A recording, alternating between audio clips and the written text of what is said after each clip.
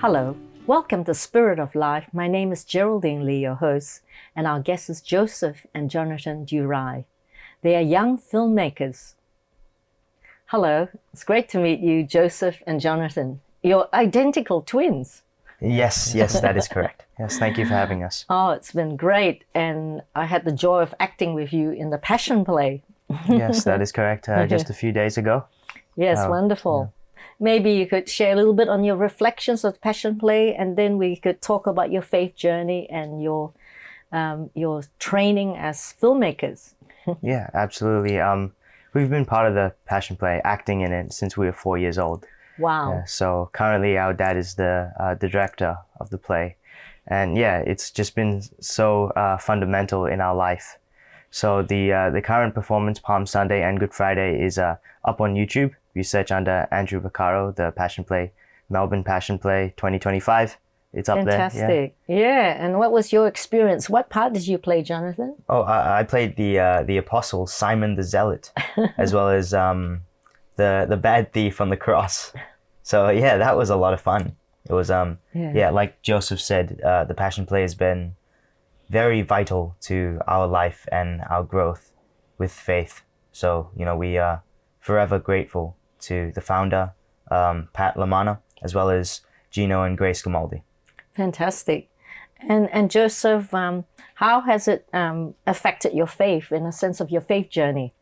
Yeah, I mean, the Passion Play, since being in it so young, we've learned so much. Like, reading the Bible is one thing, but to see it in real life, to be able to engage in it in the way that we have, to be, a part of the play, it's so important. I feel like you absorb the information easier, and you just grow this deep connection with what seems to be names on a page to, being real people that actually existed.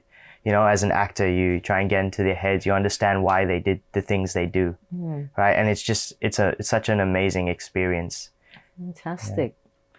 And also for yourself, is that the case? Yes, most certainly. I think about 2 years back, me and Joseph, the both of us had to write in a scene for the Passion Play while Jesus was being taken away, and they were making sure he gets all the bloody makeup and everything. We had to write a scene to fill in the time. And in doing that, we wanted to make sure that we put really emotion into the characters, because these characters were real people who existed. So we wanted to kind of bring the audience back. And I mean, no, the credit isn't just to us, it's to really all the crew and the cast. There's so many people who put in such great work to bring it to life. And it's extraordinary. Yes.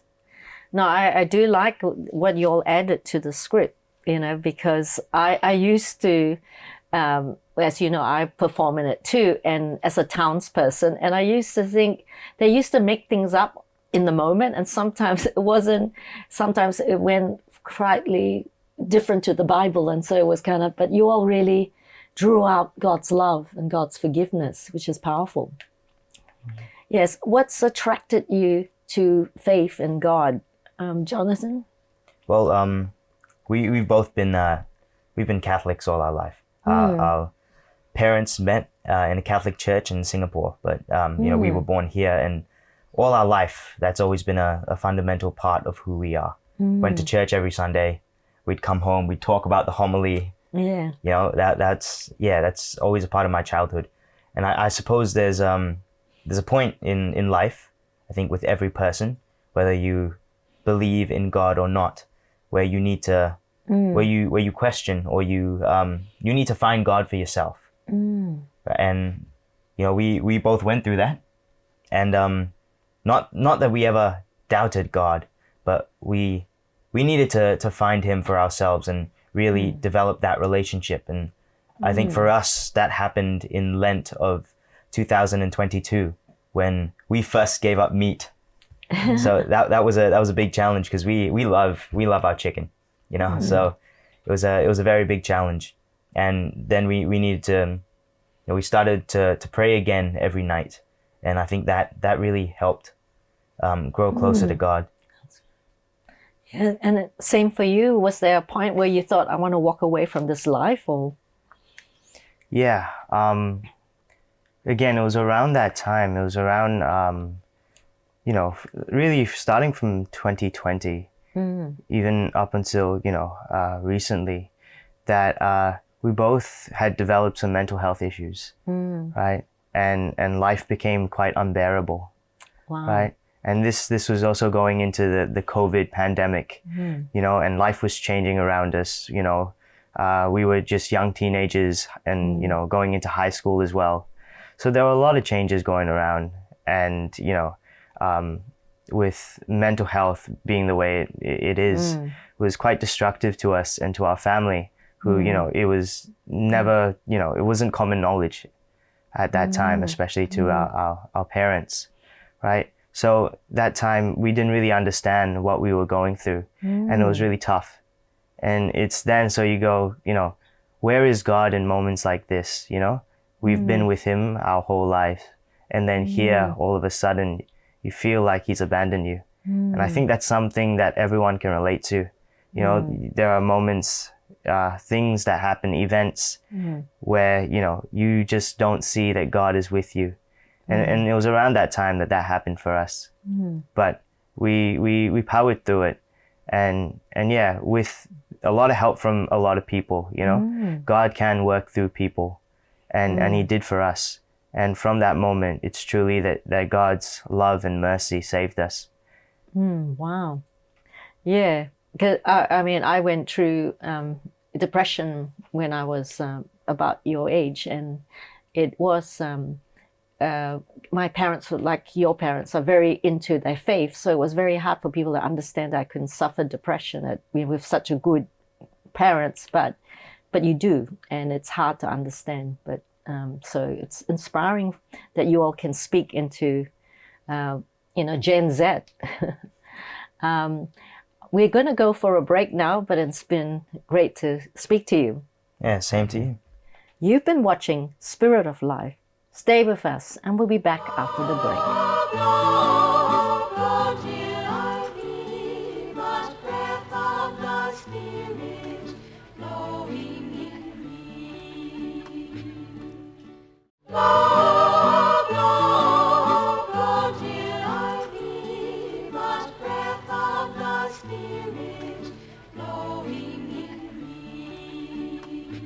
Hello, welcome back to Spirit of Life. My name is Geraldine Lee, your host, and our guests are Joseph and Jonathan Durai. They're young filmmakers. Hi, it's great to have you back again. Thank you. It's great to be here. Yes. So you both were talking about how about mental illness, and especially during COVID, and what I'm wondering, especially with Gen Z, what was the pivotal point that you Joseph went through that helped you to get out of that depression or whatever you were going through? I shouldn't name that, but I know you said mental health issues. Yeah, for me, it was the people around me, right? I think also my brother especially, he had his own struggles, and I felt that I needed to be there to take care of him. And not just that, but surrounded by people.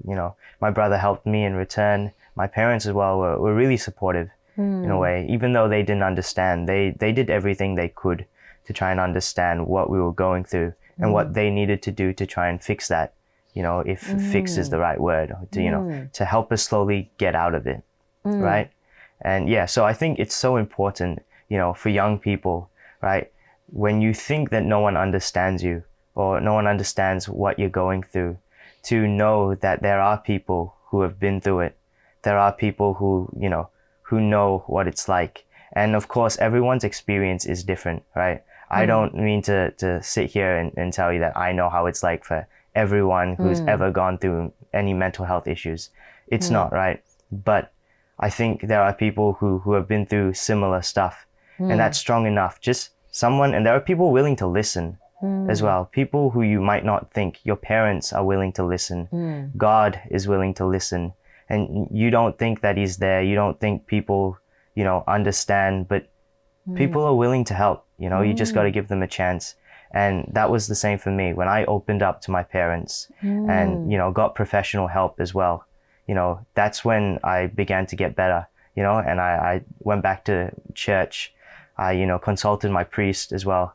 So surround yourself with people who you trust, because they will listen and they will help you get better.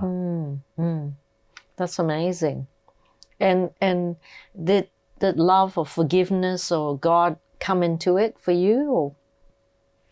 Yeah, no, of course. It's I don't think you can talk about repairing yourself and being a better person without mentioning God's love and his forgiveness.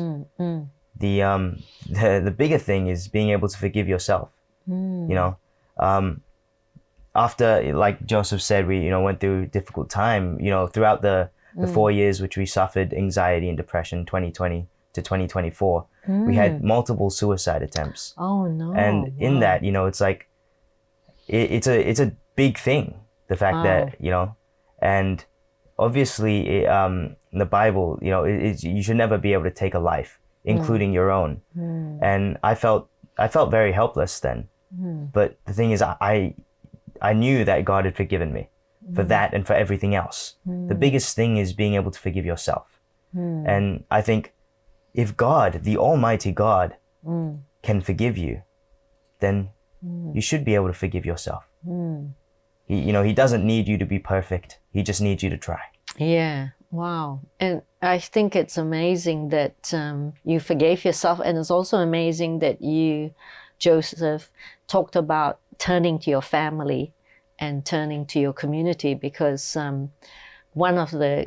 being a social worker, one of the things is people who do succeed in suicide, they don't actually tell someone directly. I mean, no, I shouldn't judge every situation, but it's not very clear the message they give to their family or friends. And I went through myself a challenge, but I did go myself for counseling and I went for help. And it was, for me, it was, I had to be humble, because I believed at the time that people had a certain view of me, and to think that I was thinking so dark thoughts was very humbling. But I'm glad I did turn to people, and I'm also glad that I also believed that my family loved me and my friends, because I think what happens with a lot of people is they don't believe people love them or care.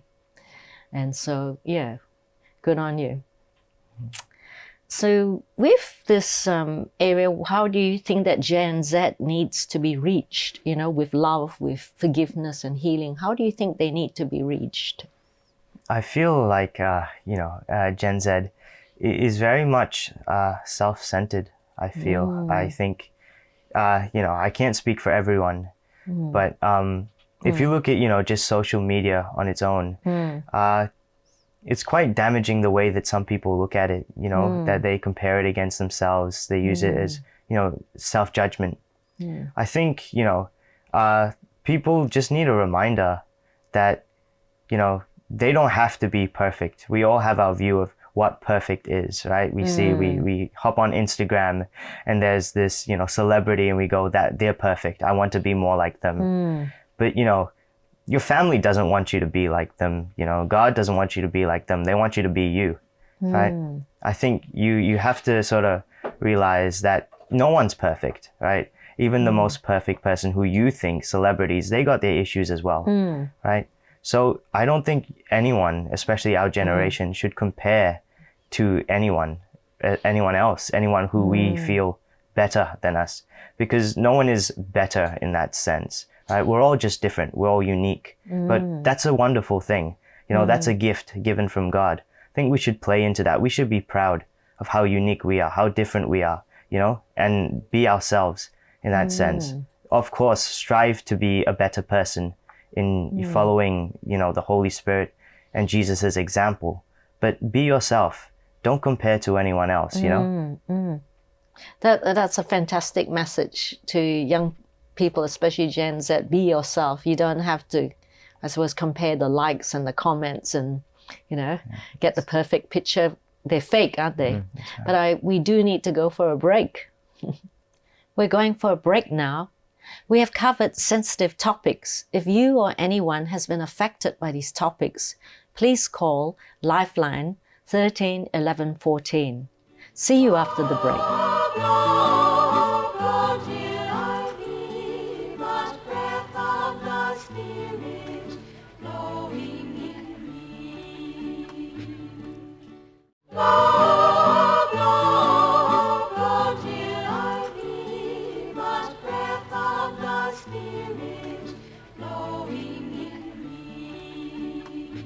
Hello, welcome back to Spirit of Life. My name is Geraldine Lee, your host, and our guest is Joseph and Jonathan Durai. Hi, great to have you back again. On a lighter topic, would you like to talk a lot about your vision for, because you both are studying at university for film and TV. Would one of you like to share your vision for that? Yeah, well, I think film and TV is such an amazing topic. It's amazing because it can reach so many people. And more than that, it brings people together. It unites people. It's not about division. It can be. It can create division. It can bring people together. It can stir up emotions. But that's the whole part of it. The fact that it can do all of these amazing things. It can unite people regardless of their race, color, belief, creed, anything. And I think that's just an amazing thing. And I feel like through the films that we want to make and the message we want to send can bring people together. Fantastic. It's a journey. And it's a journey, I think, that we're all a part of. We're all walking together. And although, like Joseph said earlier, we may be different and unique, we bring these stories, and it's all about these stories that film can share to the world. The pain, the suffering that we've all gone through, God has allowed us to turn them into stories, take an experience from our lives and other people's lives, and turn that into stories for the world to see. And that in itself is a beautiful and joyous thing. And what genre of stories would you like to tell on film? Drama, action. But really, we've been experimenting with a whole range of things. Thriller, comedy as well. So yeah, I think that's the beauty of film as well, that there's so many different ways of doing it. There is no one right film. There is no one right way to do it, you know? It's a group of people who get together, who are passionate about a story, and they just pour their heart and soul into it. It could be about anything. I think, yeah, that's what really draws me, the collaboration and the creativity that film allows. Wow. And has your dad been an influence on your film and TV, you know? Absolutely. As I mentioned in the first segment, is that our dad is the director of The Passion Play. And before that, he was quite prominent in Singapore MediaCorp. Wow. So, yeah, definitely the stories that he's told us along the way of our life, of all his adventures, has definitely been like, we've been listening. Then all of a sudden, it's like, I want to make some of those stories for myself as well. Yes. You know. So yeah, absolutely, he's been a major influence. Do you has it been easier, Jonathan, for you to understand God's love, because of your father is a very good example of love, isn't it? Yes, certainly. And not just my father, but my mother as well, and my grandmother, my grandparents, my cousin. I feel like we can really visualize God's love for us through family, through the people closest to us, and we are so blessed to have the family that we have, and that I know that they love us very, very much. Through the thick and the thin, they'll always be with us. Oh, fantastic! And we will always be with them. Was there any moments that you can think of that you experienced that love in your so many years? Definitely when things got tough with mental health issues. They were there. They were always there. And that's just, it's so amazing to know that even when you're doing it tough, you don't believe that anyone loves you. And sometimes, especially, I can speak for myself when I say this, that, you know, or even Jonathan, when he was going through it, it's tough to deal with someone sometimes who is going through things like that. They've sort of given up on themselves. I know I did. And the people around me, they didn't give up on me, which was just, which is what you need during that time. You need someone to believe in you when you don't believe in yourself. Wow. Yeah. And is it things like a hug or letters or words? What are some things that you can remember? Well, I don't know about you, but a hug from my mother. I can speak for Joseph. A hug from our mother is just, it's everything. Really? You felt so much warmth. Yeah. That's beautiful. It's the feeling of comfort. That's and beautiful. it's amazing. Yeah. Yes. And what films, and if people want to know about these films, so how do they see what you've made so far?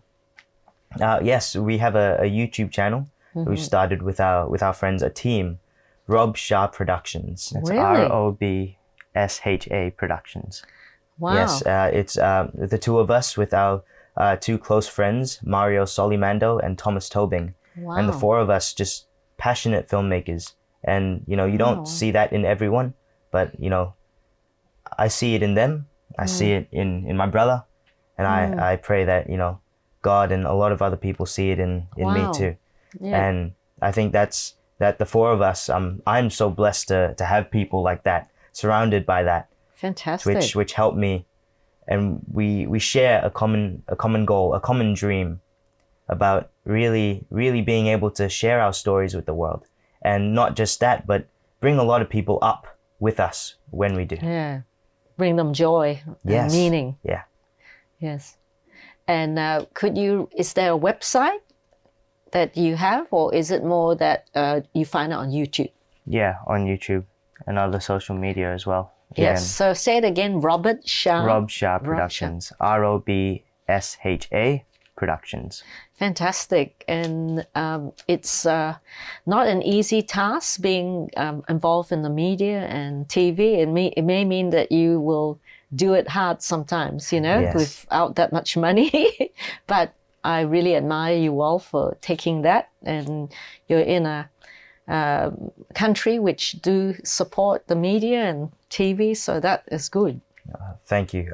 Yeah, I think as long as we have each other, we have a goal and we don't give up. Yes. That's all we need. Yes. And, you know. You've been so good. I want to have you back next week. You've been watching Spirit of Life. We've covered sensitive topics.